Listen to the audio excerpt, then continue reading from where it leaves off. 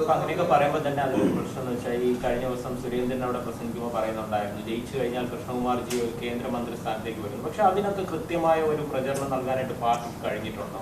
പലപ്പോഴും മാധ്യമങ്ങളിൽ ചെറിയ രീതിയിലൊരു വാർത്ത വന്നത് അറിഞ്ഞല്ലാതെ പാർട്ടിയിൽ ഈ പറയുന്ന സോഷ്യൽ മീഡിയ വഴി പോലും അതിന് കൃത്യമായിട്ടുള്ള ഒരു പ്രചരണം കൊടുക്കാൻ കഴിഞ്ഞിട്ടില്ല. അത് പ്രവർത്തകർക്കിടയിൽ തന്നെ ഒരു പരാതിയുണ്ട്.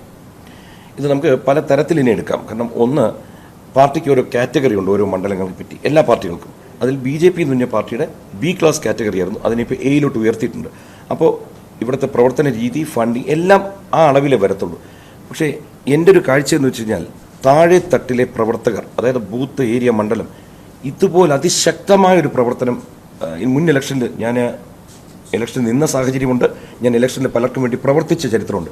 അതെല്ലാം വെച്ച് നോക്കുമ്പോൾ ഏറ്റവും ശക്തമായൊരു പ്രവർത്തനം ഞാൻ നേരിട്ട് കാണുകയാണ്. ഒന്ന്, അതുകൊണ്ട് പ്രവർത്തനത്തിൽ നമ്മൾ ഈ കാണുന്നു വെച്ച് കഴിഞ്ഞാൽ പല പ്രവർത്തനവും നമുക്ക് കാണാൻ പറ്റില്ല. അടിയൊഴുക്ക് എന്നൊരു സംഭവമുണ്ട്. അടിയൊഴുക്ക് ഏറ്റവും ശക്തമായി നടക്കുന്ന മണ്ഡലങ്ങളിൽ ഒന്ന് കൊല്ലമാണ്. കാരണം ഇപ്പോൾ ഇരു മുന്നണികളും കാലങ്ങളായി ഭരിച്ച് ഇവിടെ ഒരു വികസനവും നടക്കുന്നില്ലെന്ന് എല്ലാവർക്കും അറിയാം. എന്നാൽ ഏറ്റവും വളക്കൂറുള്ളൊരു മണ്ണുള്ള ഒരു ജില്ലയാണ് കൊല്ലം. കാരണം അതിസുന്ദരമായ ഒരു ജില്ലയാണ്. നമ്മളൊരു അറ്റം തൊട്ട് നോക്കിക്കഴിഞ്ഞാൽ മലമ്പ്രദേശമാണ് പുനലൂർ ഭാഗം, നടുക്കൂട്ടുന്ന കല്ലട ആറ്, അത് കഴിയുമ്പോൾ നമ്മുടെ കായലുണ്ടല്ലോ, അഷ്ടമുടി കായൽ, ഇത് കഴിയുമ്പോൾ കടൽ വരുന്നു. എല്ലാത്തിനും വികസനത്തിന് എല്ലാ സാധ്യതയുണ്ട്. പക്ഷേ ഇതുവരെ വന്ന ഭരിച്ച MP-മാർ ഒരു വസ്തുവും ചെയ്തിട്ടില്ല.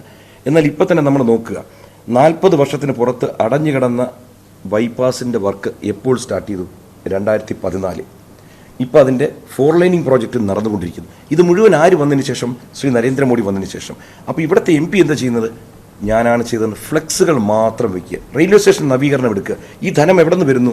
കേന്ദ്രത്തിൽ നിന്ന്. ഫ്ലെക്സ് വയ്ക്കാൻ MP വരുന്നു. ഞാൻ പറഞ്ഞു വരുന്നത് വെച്ച് കഴിഞ്ഞാൽ പ്രവർത്തനം താഴെത്തട്ടിൽ ശക്തമാണ്, എല്ലാം ഉണ്ട്, ജയിച്ച് കയറാനുള്ള എല്ലാ സംവിധാനവും. പക്ഷേ ചിലത് പ്രകടമായി കാണില്ല. കാരണം മറ്റു പാർട്ടികളെ നോക്കുക, തിരുവനന്തപുരം വെച്ച് നമുക്ക് കമ്പയർ ചെയ്യാൻ പറ്റില്ല. തിരുവനന്തപുരം കൂടുതൽ ധനവും A+ കാറ്റഗറി മണ്ഡലവുമാണ്. അതുകൊണ്ട് കൊല്ലത്തിൻ്റെ രീതിയിൽ വെച്ച് അതിശക്തമായ പ്രവർത്തനം നടക്കുന്നുണ്ട്.